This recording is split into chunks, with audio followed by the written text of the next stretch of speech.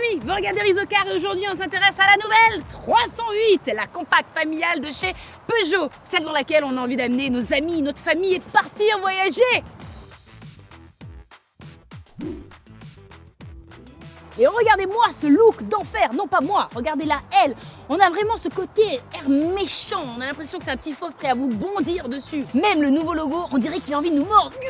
Oh, tu baves un peu quand même, hein. Vous l'avez compris, la 308 n'est pas que belle, non, elle offre bien davantage car on va retrouver tout ce qui fait la personnalité des Peugeot actuels, de la technologie, de la modernité, un toucher de route engageant et un positionnement plus haut de gamme que par le passé. Côté design extérieur, la Peugeot 308 est plutôt disruptive, avec un design acéré et agressif, elle ne ressemble en rien à celui de la génération précédente. Non, elle exprime à la fois le parti pris de la sportivité et de la beauté ravageuse tout en faisant le passage de relais de la voiture à papa et de l'ère de l'électricité. Mais regardez-moi tout ça, la face assertive, ces lignes dynamiques, la poupe musclée et les petits détails arrière comme les feux qui lui donnent un côté futuriste.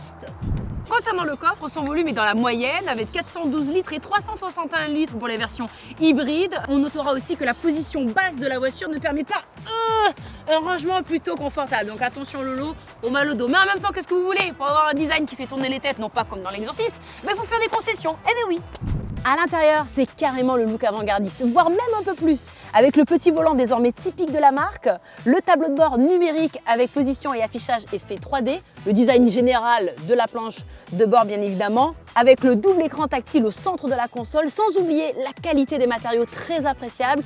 Tout ça rend l'expérience plutôt premium, je dois dire. Par contre, à noter, et c'est important de le souligner, qu'il faudra un petit temps d'adaptation pour les conducteurs et conductrices lambda. Par exemple, ce mini écran tactile situé sous l'écran principal, vous allez pouvoir ajouter en fonction de vos envies, de vos besoins, des widgets comme sur les smartphones.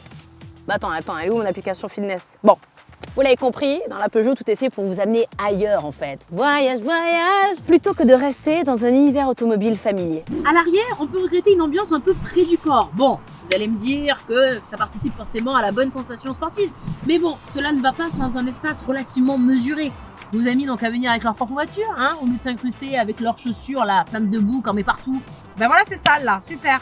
Côté motorisation, on la retrouve en diesel 130 chevaux, en essence 110 ou 130 chevaux et air du temps oblige, il existe désormais deux versions hybrides rechargeables, oui, de 180 ou 225 chevaux, parce que bon, hein, on va pas se leurrer, hein, entre vous et moi.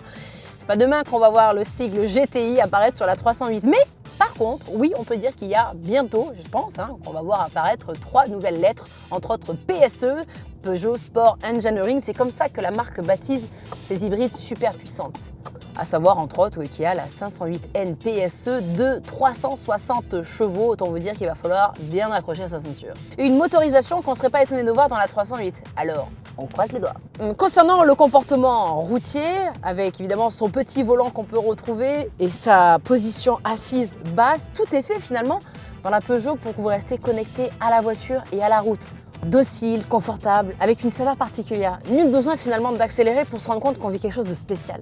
C'est carrément le royaume des sensations. Sensations qu'on recherche quiconque qui prend un réel plaisir à la conduite. Attention par contre, si vous vivez avec le souvenir des Peugeot joueuses des années 80, vous savez, celles qui partaient un peu à la one again finalement avec les petites billes en bois de papa là qui grattaient le dos.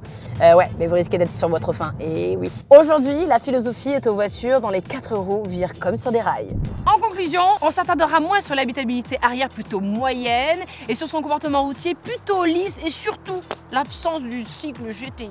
On retiendra de cette dernière 308 son look ravageuse, la saveur particulière assez sportive de la conduite, l'ambiance intérieure plutôt premium et évidemment les performances de l'hybride de 125 chevaux. Alors si vous cherchez une compacte familiale bourrée de caractère dont la conduite vous offre quelque chose de plutôt spécial, dont l'ambiance intérieure est aussi expressive que qualitative, vous n'allez pas avoir beaucoup de choix, hein. Tout vous ramènera vers la Peugeot 308.